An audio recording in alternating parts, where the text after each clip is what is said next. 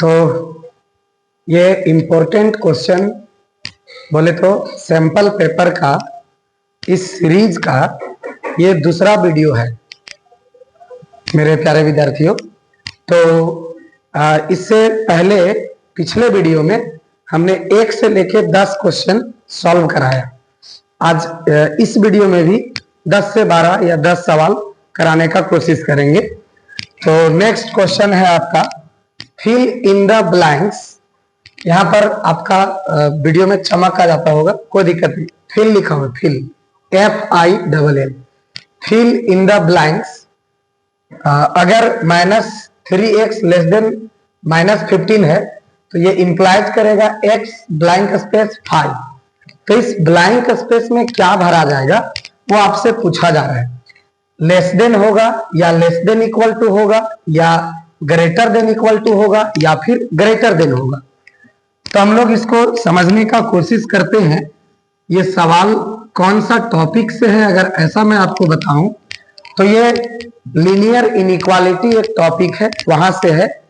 देखिए जरा क्या है, हमारे पास जो इनइक्वालिटी दे रखा है वो -3x लेस देन -15 है। यहां पर x का वैल्यू के बारे में बात कर रहा है। तो x का वैल्यू निकालने के लिए हम क्या करेंगे, ये जो -3 मल्टीप्लाई में है इसको हम हटाने का कोशिश करेंगे। तो दोनों तरफ हम क्या करेंगे, -3 से डिवाइड कर देंगे। तो यहां हो जाएगा -3x डिवाइडेड बाय -3 और इधर हो जाएगा -15 डिवाइडेड बाय -3।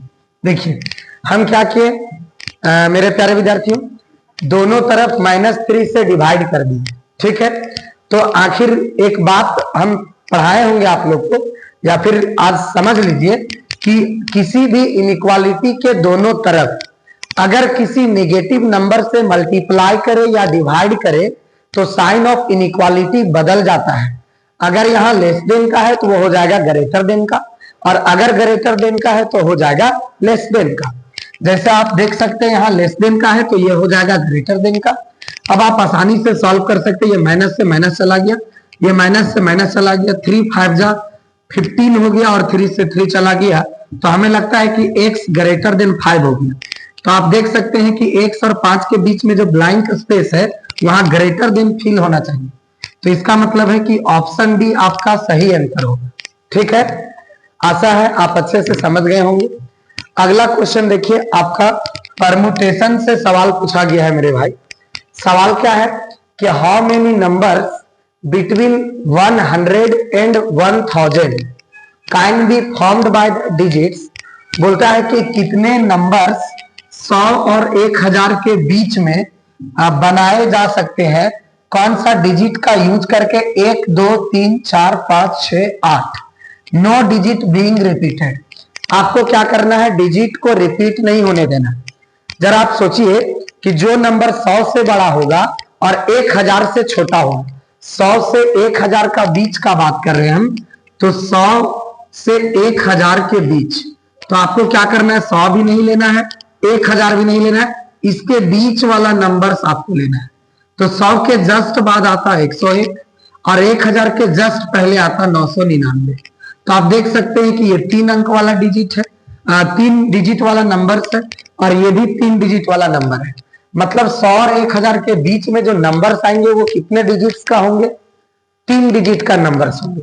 तो हम यहाँ पर क्या किए कि 3 ब्लैंक स्पेस बना लिए, वैकेंट प्लेस बना लिया 3, 1 2 3।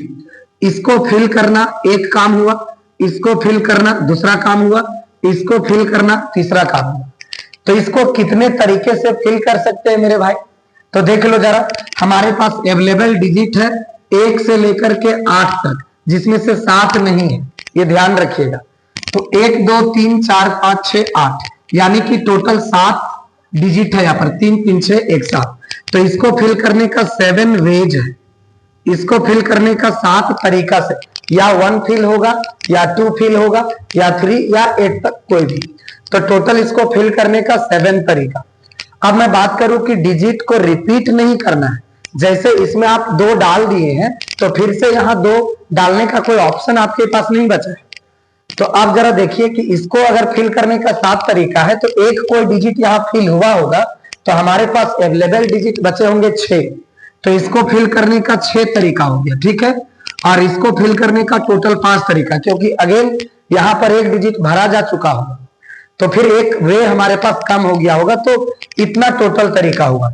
तो 3 डिजिट वाले टोटल नंबर्स कितने बनेंगे? तो ये बन जाएंगे 7 इंटू 6 इंटू 5 मल्टीप्लाई। क्यों? क्योंकि अगर 3 काम को साथ साथ होना है तो हमारे पास जो फंडामेंटल प्रिंसिपल ऑफ काउंटिंग एक नियम है, उसके अनुसार हम कह सकते हैं कि तीनों काम को अगर साथ साथ होना है तो तीनों के तरीका को हम गुना करेंगे, ठीक है। तो 6 इंटू 7 इंटू 5 करेंगे तो 7 इंटू 6 पंजे 30 हो जाएगा, और 7 या 21 यानी कि टोटल 210। 100 और 1000 के बीच में कितने नंबर्स होंगे? 210 नंबर होंगे, जिनमें एक भी डिजिट रिपीट नहीं कर रहा होगा, ठीक है मेरे प्यारे विद्यार्थियों। तो ये ऑप्शन बी आपका करेक्ट आंसर हुआ।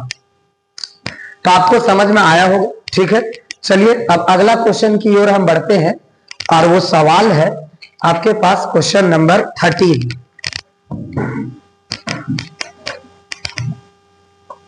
तब तक उसको आप क्या करिए, समझने का कोशिश करिए।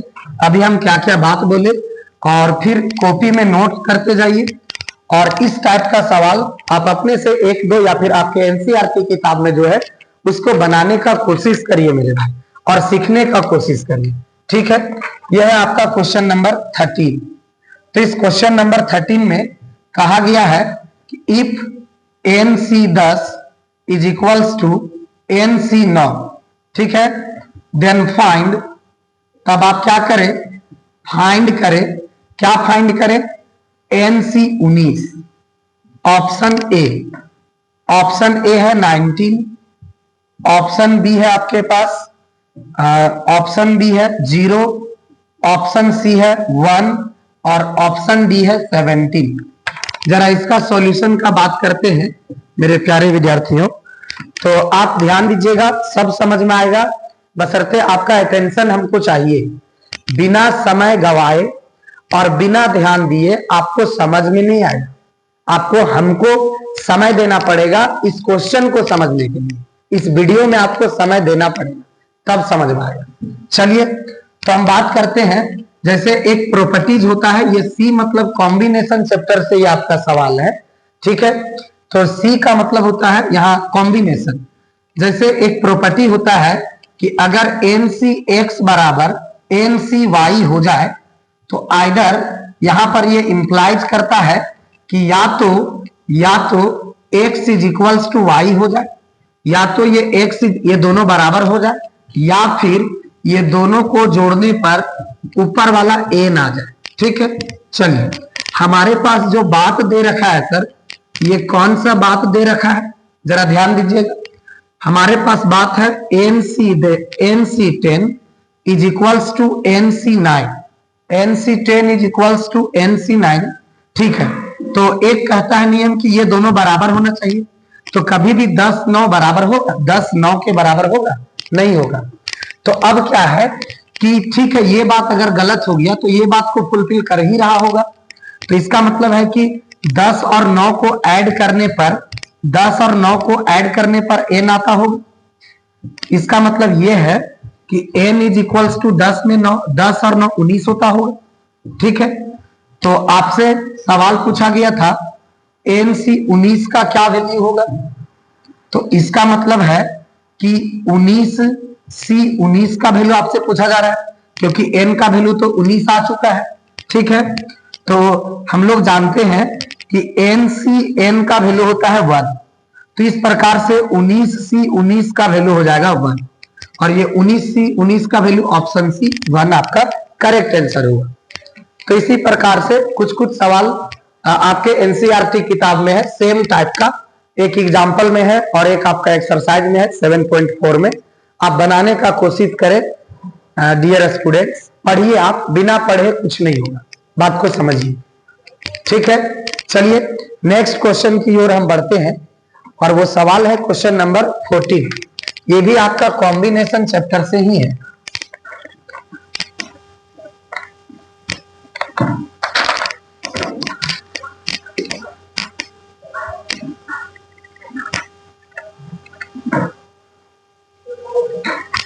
चलिए तो ये है आपका next question, question number 14।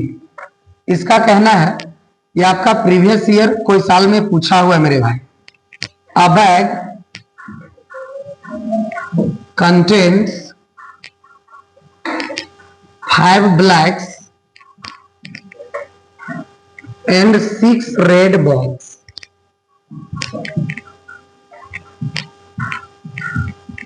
6 red balls, full stop.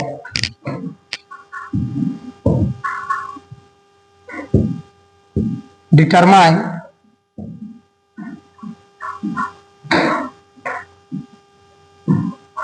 the number of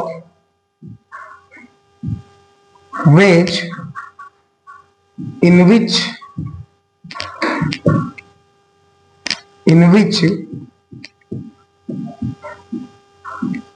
4 black and 2 red balls can be selected.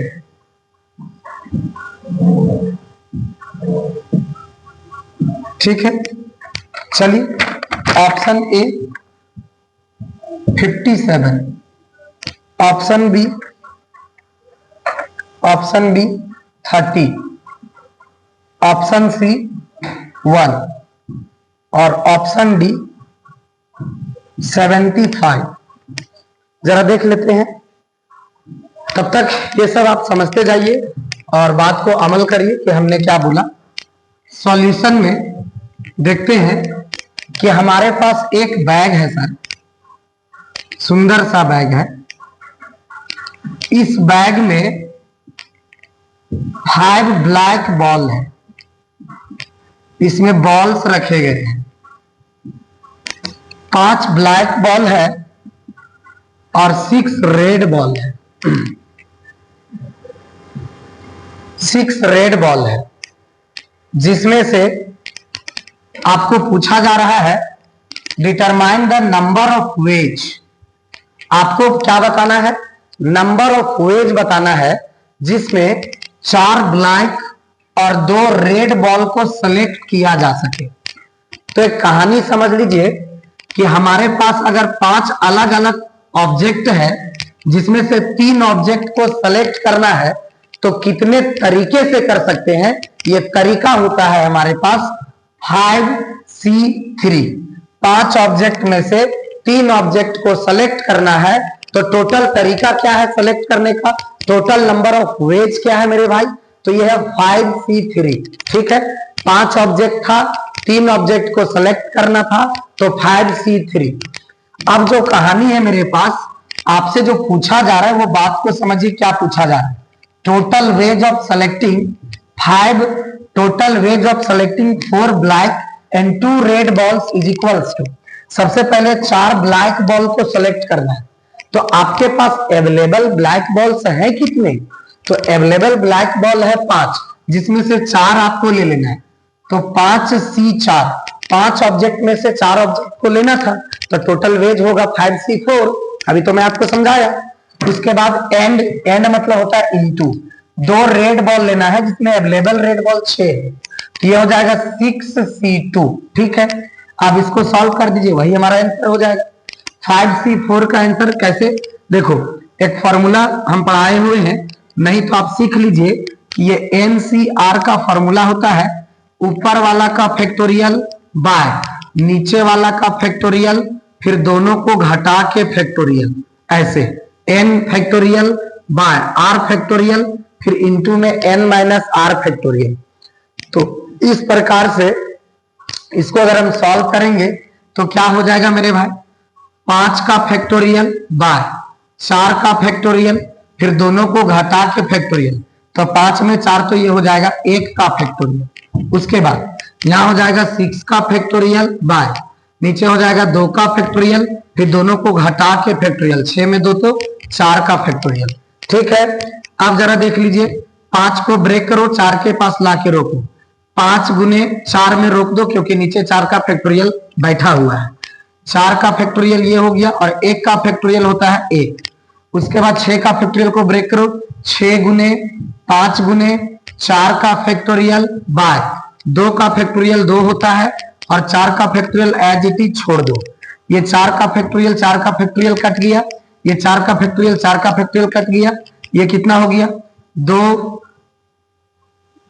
या 6। तो आंसर हो गया आपके पास 5 इंटू 3 इंटू 5 यानी 5 या 15 पंजे 75, यानी टोटल 75 तरीका से 4 ब्लैक बॉल और 2 रेड बॉल को सेलेक्ट किया जा सकता है हमारे पास जितने अवेलेबल बॉल्स है उतने में से में।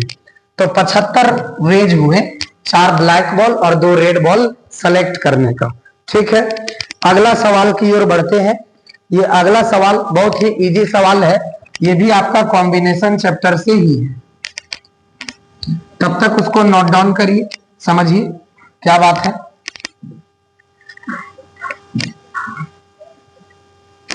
जो दिक्कत होता है कमेंट करिए, हम उसका जवाब देने का कोशिश जरूर करेंगे नेक्स्ट वीडियो में। ठीक है, चलिए अब क्या है, क्वेश्चन नंबर 15। इसका कहना है if NC1 is equals to 360 then the value of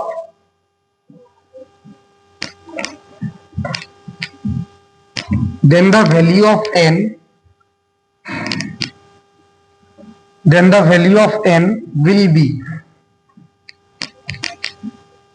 option A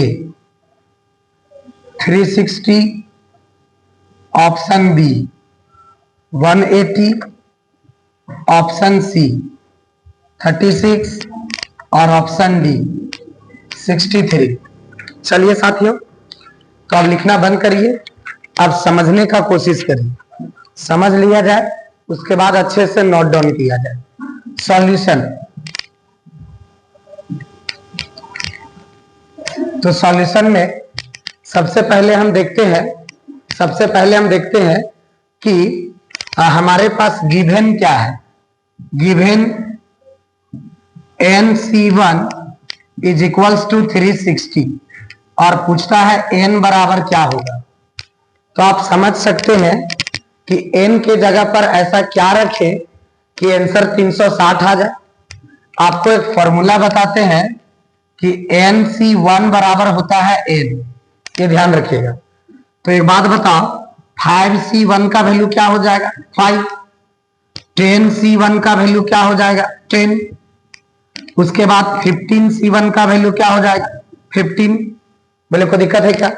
तो अगर मैं आपसे बात करूं कि 360C1 का वैल्यू क्या हो जाएगा 360, तो आप देख सकते हो कि n के जगह पर अगर 360 रखते हैं तो उसका आंसर कितना आता है 360। इसका मतलब n बराबर क्या होना चाहिए 360। तो बताइए 360 कौन सा ऑप्शन में है, ऑप्शन ए, यही हमारा करेक्ट आंसर हुआ। ठीक है रोशन सर, देखिए वीडियो सही बन रहा है कि नहीं, कोई दिक्कत नहीं ना है। चलिए अब आगे बढ़ते हैं, नेक्स्ट सवाल की ओर बढ़ते हैं, क्वेश्चन नंबर 16। चलिए अगला क्वेश्चन आपके स्क्रीन पर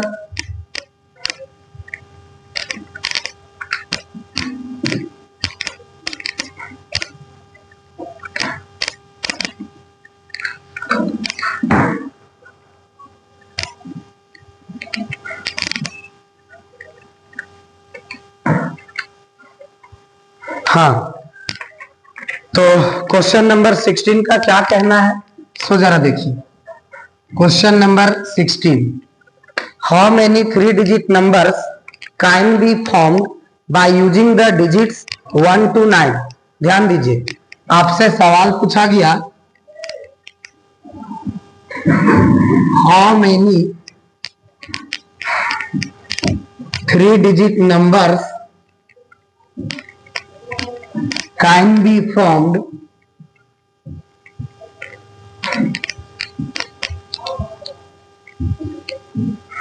can be formed by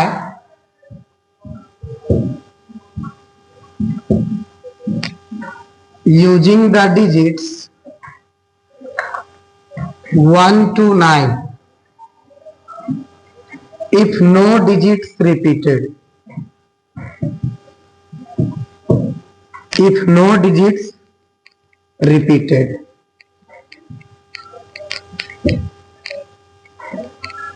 question mark. Option A 72, option B 104, option C 504 and option D 405. चलिए क्वेश्चन को अच्छे से समझते हैं, उसके बाद बनाने का कोशिश करते हैं। सवाल कहता है मेरे भाई, हाउ मेनी 3 डिजिट नंबर्स, यानी कितने नंबर्स होंगे 3 अंकों वाली, ठीक है, can be formed by using the digits, जो बनाए जाएंगे कौन सा डिजिट को यूज करके, 1 से लेकर के 9 तक। इफ नो डिजिट रिपीटेड, अगर कोई भी डिजिट रिपीट ना हुआ हो तब। चलिए तो इसका सॉल्यूशन में सबसे पहले हमारे पास अवेलेबल डिजिट्स कौन कौन है बताइए जरा। अवेलेबल डिजिट्स कौन कौन है मेरे भाई, तो 1 से लेकर के 9 तक है। 1 2 3 4 5 6 7 8 9, इतना हमारे पास अवेलेबल डिजिट्स है। आपको जो नंबर चाहिए वो 3 अंकों वाली चाहिए, इसीलिए यहां पर 3 वैकेंट प्लेस बनाएंगे। इसको फिल करने का कितना, इसको हम एक और तरीके से सॉल्व कर सकते हैं, परमुटेशन का कॉन्सेप्ट का यूज करके। जैसे देखिए आपके पास डिस्टिंक्ट ऑब्जेक्ट, अलग अलग ऑब्जेक्ट का गो है 9 गो, जिसमें से आपको क्या पूछा है कि 3, यहां पर 3 खाली जगह है, इसका मतलब वहां से 3 ऑब्जेक्ट लेना है, तो 3 ऑब्जेक्ट लेंगे और इसका अरेंजमेंट पूछा जा रहा है, तो परमुटेशन हो जाता है। अगर अरेंजमेंट का बात करें तो ये कितना बनेगा, तो जैसे 1 2 3 एक नंबर है, तो 2 3 एक दूसरा नंबर हुआ कि नहीं, बस क्या हुआ, इसी को अरेंज किए हम, 1 2 3 को 3 2 1 या 2 3 1 ऐसा लिख दिए, तो इसी का अरेंजमेंट है। कितना नंबर पूछ रहा है, तो 123 भी एक नंबर है, 231 भी है, तो इस तरीके से यूज किया जाता है 9p3। और इसमें इसका आंसर क्या आएगा, इसका फॉर्मूला होता है ऊपर वाला का फैक्टोरियल बाय दोनों को घटा के फैक्टोरियल, तो 9 में 3 तो 6 का फैक्टोरियल। इसको सॉल्व करिएगा तो 9 इंटू 8 इंटू 7 इंटू 6 पर आके रोक दो, क्योंकि नीचे 6 है, और यहां पर हो जाएगा 6 का फैक्टोरियल। तू कहे तो काटू, जी सर, 9 8 72 हो जाएगा, इंटू हो जाएगा 7, 7 दूनी हो जाएगा 14 का 4 हाथ में 1, और 7 7 49 और 1 हो जाएगा 50, यानी कि 504 जो ऑप्शन है ये आपका सही ऑप्शन है। तो 1 से लेकर के 9 तक में टोटल 504 3 अंकों वाली संख्या बनेंगे, जिसमें एक भी डिजिट रिपीट नहीं करेगा। बात समझ गए। चलिए अगला क्वेश्चन की ओर बढ़ते हैं, और वो क्वेश्चन नंबर 17 होगा। देखते हैं सवाल का क्या कहना है। परमुटेशन कॉम्बिनेशन चैप्टर अभी समझिए तो चल रहा है लगातार, 3 से 4 क्वेश्चन पीछे से, ठीक है। चलिए अगला सवाल आपके स्क्रीन पर आता है।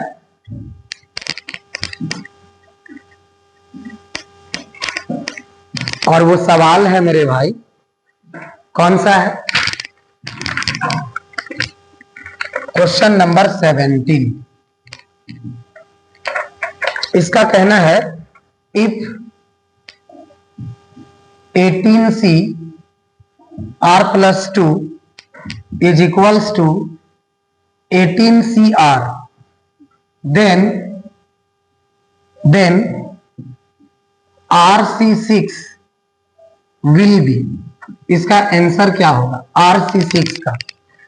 इसमें ऑप्शंस है 82, दूसरा ऑप्शन है 28, तीसरा ऑप्शन है 81 और फोर्थ वन इज 18 ओनली, ठीक है। देखते हैं इसको सॉल्व करने का कोशिश किया।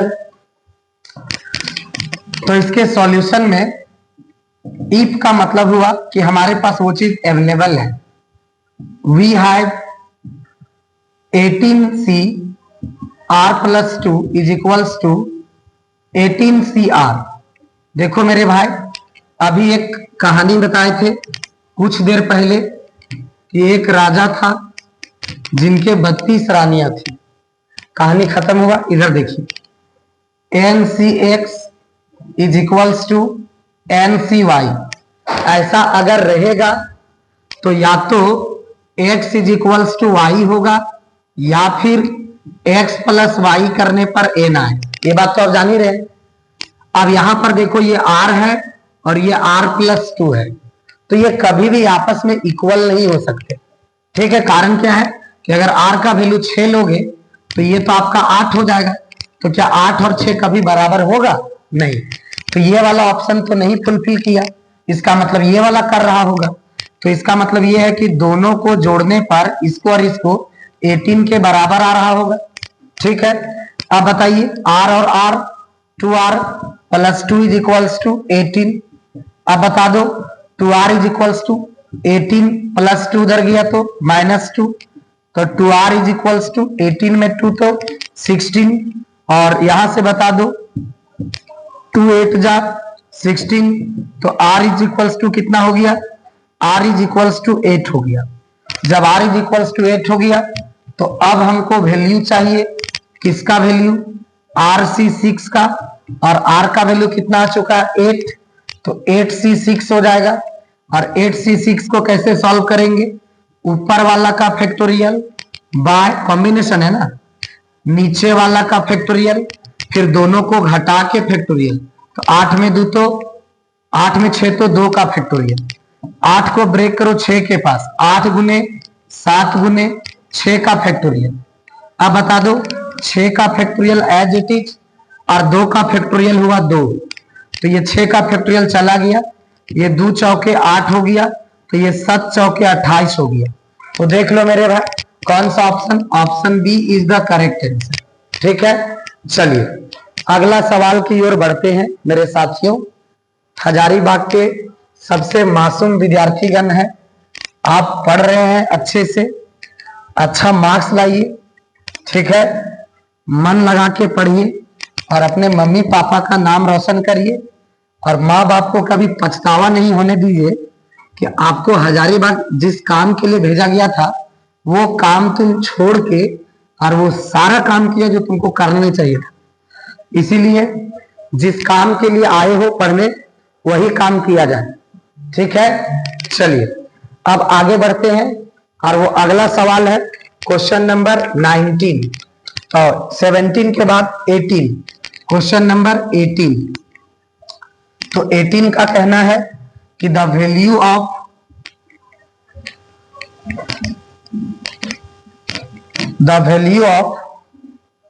Summation r is equals to 0 से n 3 का पावर r। ऑप्शन ए ये 4 का पावर n है, या ऑप्शन बी ये 3 का पावर n है, या ऑप्शन सी 1 है, या option D none of these है। None of these. ठीक है, चलिए इसको सॉल्व करते हैं। हमारे पास इसका वैल्यू पूछा जा रहा है। किसका पूछा जा रहा है? Summation r is equals to 0 से लेकर के n तक 3 टू दी पावर r। ठीक है, चलिए तो इसका मतलब क्या हो रहा है, तो पहले आप समझने का कोशिश करिए।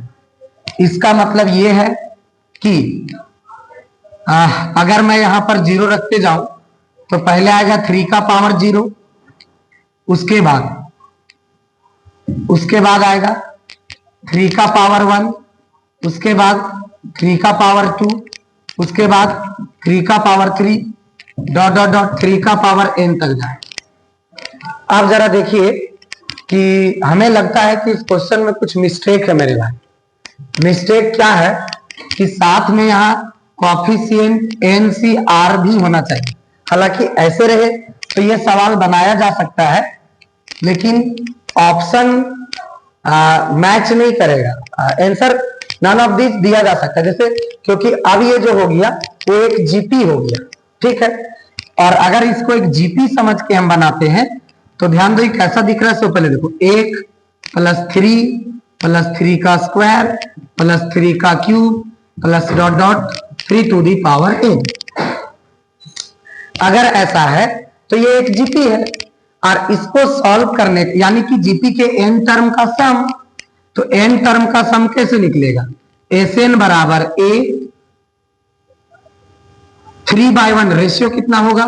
Common ratio a2 bye a1 करके देख लो जरा, a2 बाय a1 करके, a2 के जगह 3, a1 के जगह 1 यानी कि 3, एक से बड़ा है, तो उस केस में Sn बराबर होता है a r to the power n minus 1 by r minus 1। ऐसे a का value first term that is 1, r का वैल्यू n, 3 का power n minus 1 by 3 minus 1 अर्थात 1/2, 3 में एक तो 2, और 3 का पावर n माइनस 1।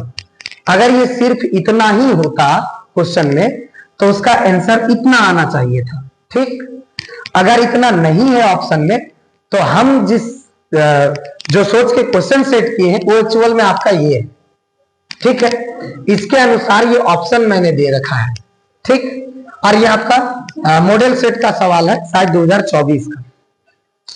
तो इसको हम क्या करते, अगर जीपी होता तो इसका आंसर इतना, ठीक है। और अगर सवाल ऐसे होगा तब उसका आंसर क्या होगा वो अब हम सॉल्व करके बताते हैं।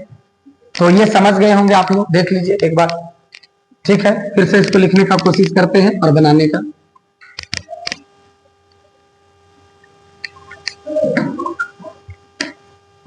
चलिए, तो इसमें क्या होगा कि कॉफिशिएंट भी होंगे NCR। और अब ये देखो कि ये क्या है, सबसे पहले होगा NC0 3 का पावर 0 प्लस, अगला होगा अगर ये समेशन के बदले प्लस आए, पहले 0 रखें, फिर समेशन के बदले प्लस आया, उसके बाद 1 रखेंगे, फिर समेशन के बदले प्लस आएगा, फिर 2 रखेंगे, फिर समेशन के बदले प्लस आएगा। तो ये NC1 3 का पावर 1, फिर क्या हो जाएगा प्लस NC2 3 का power 2 plus dot dot dot, ऐसे चलते रहेगा। तो इस बात को हम कैसे लिख सकते हैं?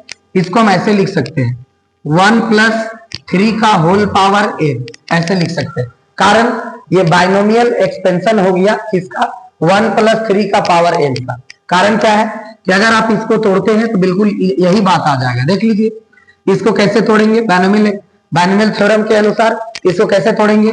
पहले हो जाता है NC0, उसके बाद पहला टर्म को सारे पावर दे दो, 1 का पावर n, बाद वाला को कुछ मत दो, प्लस उसके बाद NC1 पहला वाला को 1 कम करके दे दो और बाद वाला को 1 दे दो, 1 बढ़ा दो। उसके बाद NC2 पहला वाला को 1 कम किया जाए और बाद वाला का 1 बढ़ाया जाए, आगे बढ़िएगा। तो ये NC0 1 का पावर n, 1 ही खत्म, तो 3 का पावर 0 यहाँ 1 ही हो जाएगा, तो ये भी खत्म हो जाएगा, प्लस NC1 उसके बाद 1 का पावर कुछ भी 1 ही आएगा, बात खत्म। 3 का पावर 1 3, ये NC2 1 का पावर कुछ भी 1 ही आएगा, 3 का पावर 2 प्लस डॉट डॉट। क्या लग रहा है कि यही चीज आ रहा है यहाँ पर, देखिए ना। इसका मतलब ये कौन सा था एक्चुअल में? 1 प्लस 3 का पावर n, और 1 प्लस 3 क्या हो गया 4, तब 4 का पावर हो गया n, और 4 का पावर n यानी ऑप्शन ए हमारा करेक्ट आंसर हुआ, ठीक है। चलिए अब अगला क्वेश्चन की ओर बढ़ते हैं, और वो क्वेश्चन होगा question number 90।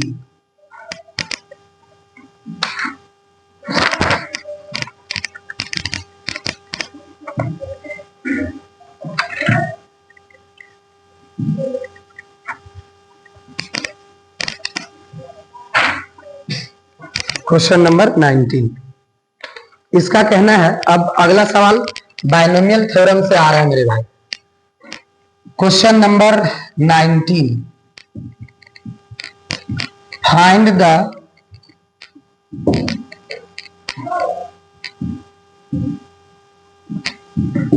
Coefficient of x to the power 5 in the expansion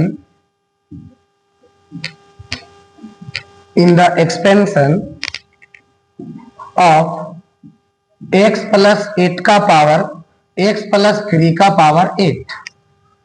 इसमें आपको x का पावर 5 का कोएफिशिएंट चाहिए, ऑप्शन है आपके पास 1215, ऑप्शन बी 1512, ऑप्शन सी 1500 और ऑप्शन डी 1200।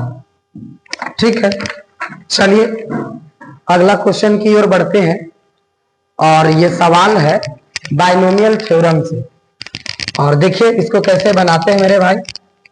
सॉल्यूशन में इसका कहना है कि x प्लस 3 का पावर 8, ये जो बाइनोमियल एक्सपेंशन है उसमें x का पावर 5 का कोफिशिएंट बता दीजिए।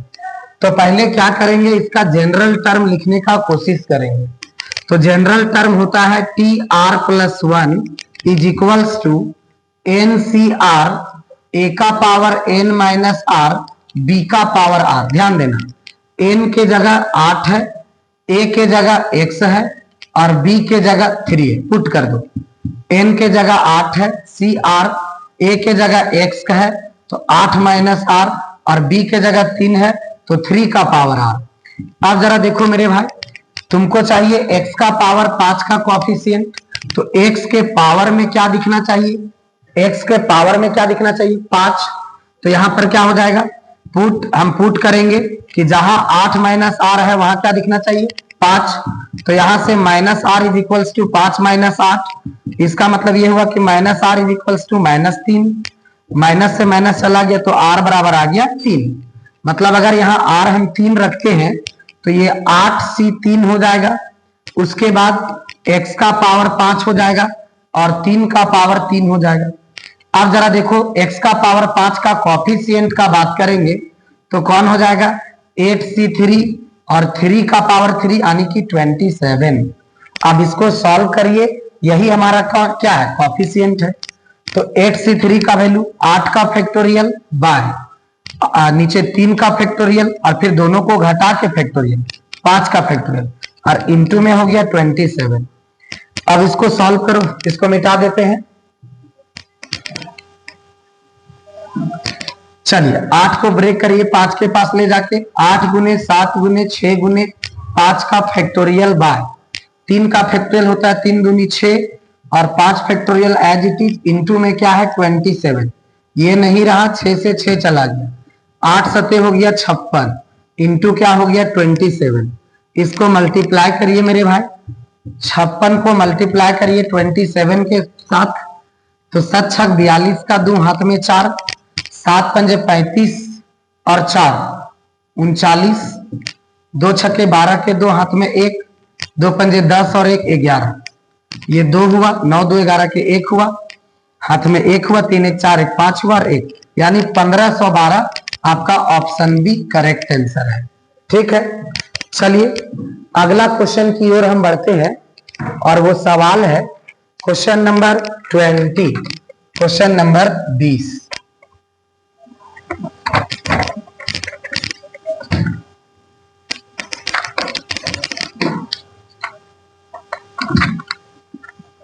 Question number 20। अब देखिए, द नंबर ऑफ टर्म्स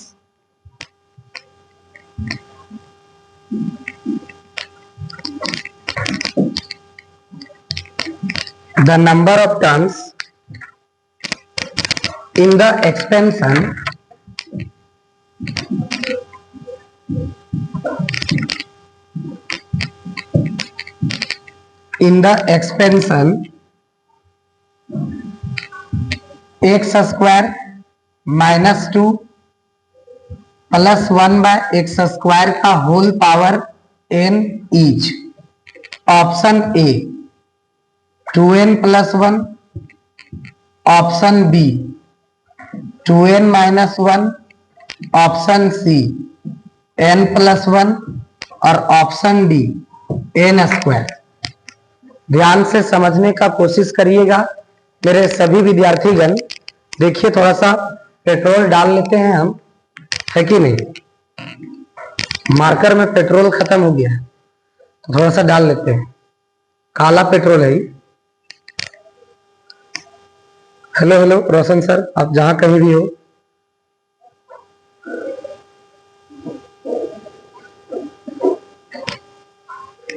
चलिए अगला क्वेश्चन की ओर हम बढ़ते हैं। क्वेश्चन नंबर 20 का सॉल्यूशन देखेंगे मेरे साथियों। क्या है इसका कहना, सो जरा देखिए सॉल्यूशन। हमारे पास जो एक्सपेंशन है X square minus 2 plus 1 by x square का होल पावर n। आप जरा देखिए इसमें एक कहानी क्या है कि अगर a प्लस बी का होल पावर n है तो इसमें total number of terms n plus 1 होता है, लेकिन कब, जब अंदर में बाइनोमियल हो तब। ठीक है, यहां पर आप देख रहे ट्राइनोमियल है, 3 टर्म्स है मेरे भाई। तो 3 टर्म्स है तो क्या है कि इसको हम 2 टर्म्स में देखेंगे कि कहीं चेंज तो नहीं हो रहा है 2 टर्म्स में। तो देखते हैं, सबसे पहले ये जो x है ये x का होल स्क्वायर है -2 और यहां पर देखिए प्लस 1/x जो है ये 1/x का होल स्क्वायर है। और तो और अब इसको लिख सकते हैं 2 इंटू एक्स इंटू 1/x, ताकि x और x कट जाएगा तो 2 1 जा 2 ही आ जाएगा। तो इसका मतलब क्या हुआ कि ये जो चीज था अंदर में ये सेट हो गया किसमें, a square minus 2ab plus B square, और इसका होल पावर कितना है, इसका होल पावर n है। तो अब अंदर वाला जो चीज है ये आपका a माइनस बी का होल स्क्वायर है। देख सकते हैं आप ये अंदर वाला क्या चीज है, a माइनस बी का होल स्क्वायर, और इसका होल पावर क्या है n। तो इसमें पावर का पावर जब मल्टीप्लाई होगा तो वह x माइनस 1/x का होल पावर क्या हो जाएगा 2n। अब देखिए बाइनोमियल का पावर 2n है तो इसमें टोटल टर्म्स कितना होगा, पावर से एक ज्यादा। तो पावर अगर 2n है तो +1, 2n प्लस 1 हो जाएगा, यानी कि ऑप्शन ए आपका करेक्ट आंसर होगा। ठीक है, तो आज के वीडियो में हम 10 ही क्वेश्चन देखते हैं। नेक्स्ट अगला वीडियो में नेक्स्ट 10 क्वेश्चन का सॉल्यूशन देंगे मेरे प्यारे विद्यार्थियों। अगर आपको वीडियो अच्छा लग रहा है, सारे एक्सप्लेनेशन आपको समझ में आ रहा है, तो चैनल को जरूर सब्सक्राइब करिए और लाइक भी करिए वीडियो को, और दोस्तों के साथ शेयर करिए। आपको जो परेशानी होता है, दिक्कत होता है कहीं पर भी, क्वेश्चन गलत, आंसर गलत, चाहे जो दिक्कत हो, आप क्या करिए एक बार कमेंट में जरूर लिखिए कि सर ये दिक्कत था, तो हम क्या करेंगे उसको नेक्स्ट वीडियो में सुधारने का कोशिश करेंगे। ठीक है, तो आज तक के लिए इतना ही मेरे प्यारे विद्यार्थियों। जय हिंद, जय भारत।